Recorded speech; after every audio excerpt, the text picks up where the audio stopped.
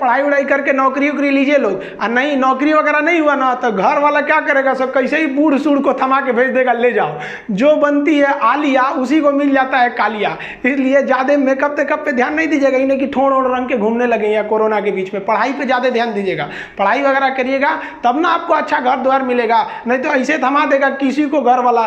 कोनो सरकारी नौकरी लेके आएगा कैसनो रहेगा, एकदम करिया भूचेंग लेके चल जाएगा। इसलिए सब लोग भाई पढ़ाई एकदम दिल से कीजिए। देखिए जब से कोरोना आया जिनका जॉब लग गया था उनकी भी जॉब चली गई। देखिए लड़कियों में कुछ चीजें निगेटिव है। देखिए आप लोग ना दूसरे से अपना कंपैरिजन करने लगते हैं, ऐसा नहीं किया कीजिए। दुनिया का हर आदमी से पापा ढूंढ के लाएंगे, आपका एक गलत कदम ना आपके पापा का, आपके भाई का सर जिंदगी भर के लिए नीचे कर देगा। कभी कभी देखते हैं कई लड़कियां गलती में आके जल्दबाजी में डिसीजन ले लेती हैं, किसी दूसरे के साथ भाग जाती है। ये सब कितना गलत है। कभी सोचेंगे बाप कितना तकलीफ होता है, बचपन से पाला, गोद में आपको चलना सिखाया उंगली पकड़ के, आप उसको कम से कम खुशी नहीं दे सकती तो आप उसका सम्मान तो नहीं छीन सकती ना आप लोग इसको। ये कभी नहीं कीजिएगा, क्योंकि अगर आप मान लीजिए कि किसी के साथ भाग जाते हैं ऐसे शादी ब्याह करके, आपको पता है 20 साल बाद भी ना अगर आपके भाई से किसी का झगड़ा होगा ना तो आदमी क्या बोलेगा कि तू क्या बोलता है, तेरी क्या औकात है, तेरी बहन भाग गई थी। क्या यही दिन दिखाने के लिए एक भाई अपनी बहन को बड़ा करता है, एक माँ बाप अपनी बहन को अपना पेट काट के पढ़ाते हैं दूसरे को।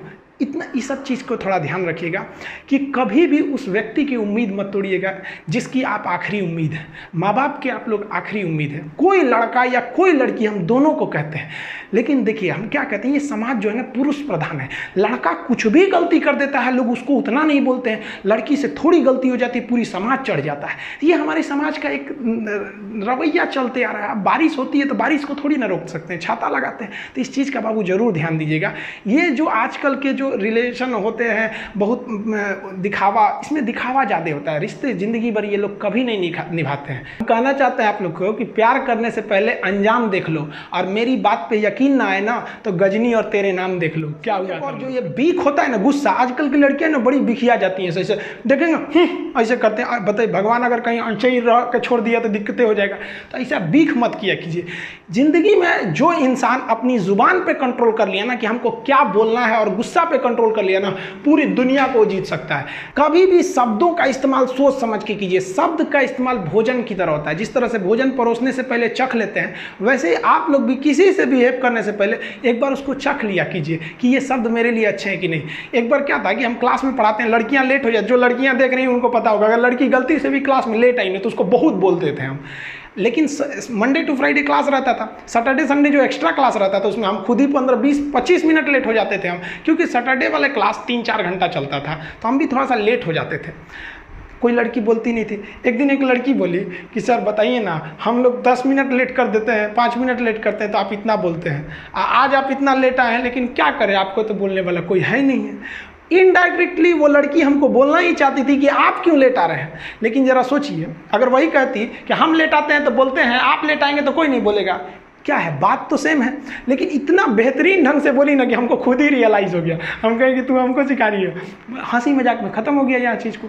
तो ये अगर आपको बोलने का तरीका आ गया ना, तो आप किसी को डांट भी दीजिएगा तो उसको समझ में नहीं आएगा कि जो हमको डांट रहा था, रियली में तो हमको डांटिए रही थी वो, लेकिन कितना घुमा के डांटी। तो गुस्सा पे कंट्रोल कीजिएगा।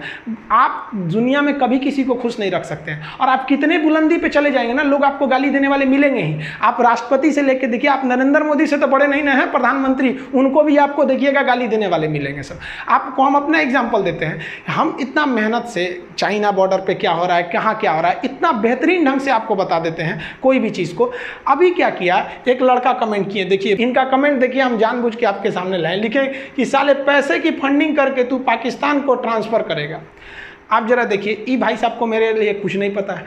पटना में आज भी अगर किसी को ब्लड घट जाता है तो मेरे पास आता है, अनाथ बच्चों को हमारे पास भेज दिया जाता है। ये सब ये हमारे बारे में कुछ नहीं जानते हैं, ये अपनी मेंटेलिटी दर्शा रहे हैं यहाँ पर। अब एक नॉर्मल आदमी क्या रहेगा, या तो इसको भी गाली देगा या तो इसको ब्लॉक कर देगा। हम ना इसको गाली दिए ना इसे ब्लॉक कर दिए, इनको आराम से जवाब दिए कि भगवान ना करे बट लाइफ में आपको कभी मेरी हेल्प चाहिए हो तो बोलिएगा। आई एम इंडियन मुस्लिम, मुझे आपसे देशभक्ति की कोई सर्टिफिकेट नहीं चाहिए। आप बताइए, आप 100% कभी किसी को सेटिस्फाई नहीं कर सकते। कुछ लोग ऐसे होते हैं जो केवल इसीलिए पैदा हुए हैं कि दूसरे चीज़ में कमियां निकालें। आप ताजमहल घूमने जाइएगा, वहाँ भी ताजमहल की लोग कमियां निकालेंगे, और वो लोग कमी निकालेंगे जिनका खुद का घर कुछ काम का नहीं है, वो लोग उसमें कमी निकाल देते हैं। और इस तरह के घटिया लोग 1 से 2% हैं, बाकी 98% लोग अच्छे हैं। लेकिन समस्या क्या है कि वो 98% लोग शांति से रहते हैं, और यही तो खचरई करते हैं, ये दिख जाते हैं तो हमें लगता है पूरी समाज खराब है। नहीं बाबू, ऐसे लोग केवल 2% है, और इन्हें कोई नहीं ठीक कर सकता है। ये लोग कभी नहीं सुधरेंगे। तो ये हम हर जगह मिलेंगे, गांव में मिलेंगे, शहर में भी मिलेंगे, हर रिलीजन्स में ऐसे मिलेंगे। तो आपको ना बात करने का तहजीब होना चाहिए। जिस दिन आपको अपनी बुराई सहने की आदत हो जाए, आपको तकलीफ सुनने की आदत हो जाए, जिस दिन आपको कोई गाली दे और आपको गुस्सा ना आ जाए, याद रखिएगा उस दिन आप बड़े हो गए हैं। उस दिन समझ जाइएगा कि हाँ, हम बड़े हो गए, अब नहीं। वरना ऐसा नहीं कि दाढ़ी मूंछ आ गए, आप बड़े हो गए तो इससे बड़ा कहा जाता है। इंसान मेंटली बड़ा होता है। आपको पता है, ये भाई साहब मेरा फिर से रिप्लाई किए थे कि सॉरी सर, हम आपके बारे में बोल दिए। लेकिन अगर हम इसे गाली देते तो ये फिर पलट के गाली देता, क्योंकि शुरुआत में ही गाली ये दिया हुआ था। तो सत्य और अहिंसा का मार्ग क्या बोलते थे, तेरी बहन नहीं है, मतलब एक अजीब टाइप का तंज करके देखते लोग। और सच में हमको बहुत बुरा लगता है कि मेरी बहन नहीं है। आज के दिन जब देख रहे थे कि सबके कलाई पे राखी था, मेरे कलाई पे राखी नहीं था। बहुत सी लड़कियां कोचिंग में भी राखी भेजी थी, लेकिन वो चीज़ नहीं रहता। वो एक खुशी अलग होती है जब बहन सामने रहे और राखी बांधे, और उसके बाद कुछ मांगे कि ला हमको ये चाहिए, वो चीज़ ही अलग है। कहा भी जाता है ना कि नोट की पेटी और घर में बेटी केवल नसीब वालों को मिलती है। लेकिन कोई बात नहीं, भगवान ने